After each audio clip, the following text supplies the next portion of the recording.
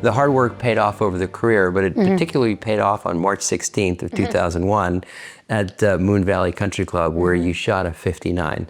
The first and only woman to have broken 60 in a competitive tournament.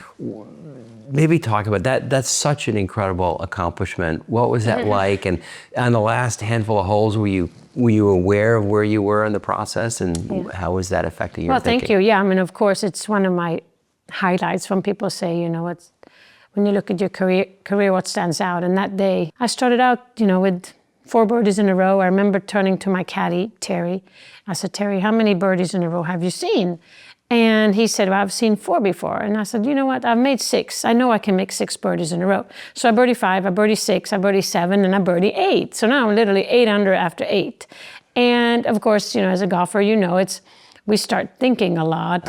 You know, you have 10 holes left, and you know, you have this hole coming up. And so I went to the 9th tee box, and I turned to Terry. I said, hey, I'm so nervous, I need to make a par.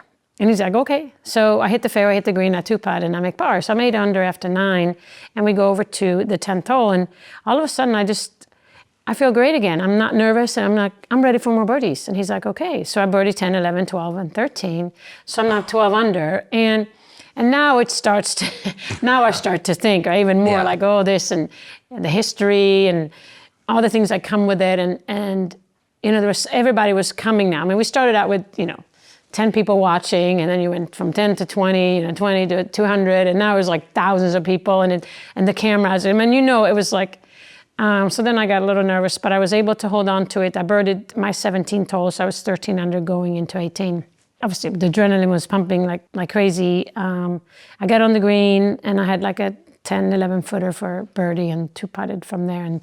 And like you said, I was 13 under, the first woman, and still the only one to shoot 59 on a 72 par hole. So, you know, I didn't get to 54, but I got to 59. And I think that just, to me, proves that, you know, just by pushing yourself, you can get to new levels that I've not, you know, seen before, by putting the efforts and really believing it in your mind. I mean, in my mind, I've already shot 54 in my mind. So I think just that's the power of the mind, and in golf, just be able to, you know, stay focused on a task.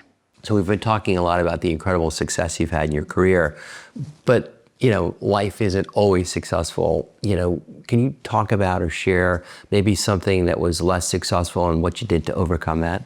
Yeah, I mean, you're totally right. I mean, there's no such thing as a straight line in life. But I'm a believer that, you know, these turns and bumps in the road I think they're meant to be there for you to learn something or appreciate something or just make you grow. We mentioned a little bit about being shy. I mean, that was something that I had to overcome.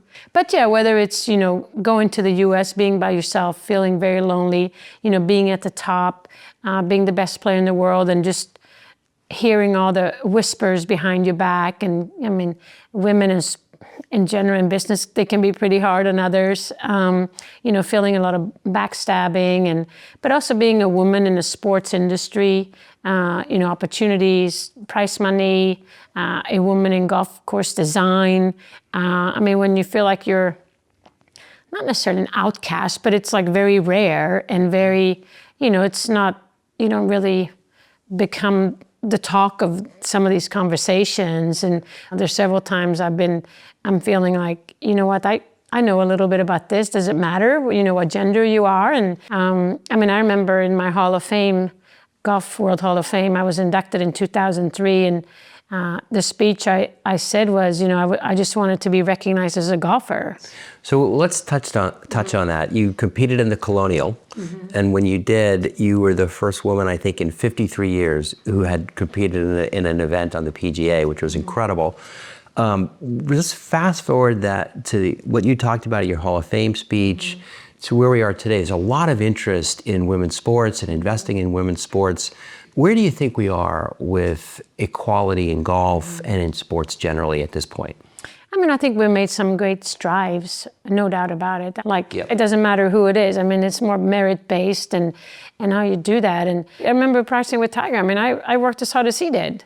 Yeah, can I hit a 3, whatever? Can I get as much club head speed? No. I mean, there's obviously but I mean, you push to your own potential, whatever. I always tell people, you know, work hard to shoot your 59. So you and Mike started the Annika Foundation. What's the thrust there? What are your goals and objectives with that? Yeah, I mean, the mission is really just to empower and advance young women through golf into life. So that's kind of what we do. You know, when I started 18 years ago, I want to say it was less than 20% of all juniors in America that were girls playing. And now we're up to like 38%, so which is a great thing. That's fantastic. But also, you mean there's more work to be done, right? Again, but it's using golf as a platform, having fun, being active, and then of course, as you know, being in the business world, a lot of female that are in C-suites today, they have a sports background because sports is good for you, and I feel like golf is, you know, we have a role to play there. Right. Well, as a father of 3 girls, I'm hoping that, you know, that we see more of that equality over time, generally in sports. So you retired, interestingly, I think just 2 days after you won the Michelob Ultra Open. So you were clearly still competing at the very high, you know, highest point in the game. What drove the retirement, and do you have any regrets about retiring so early? I do not, to answer that question first. I did not. I was, you know, 37 at the time. Okay.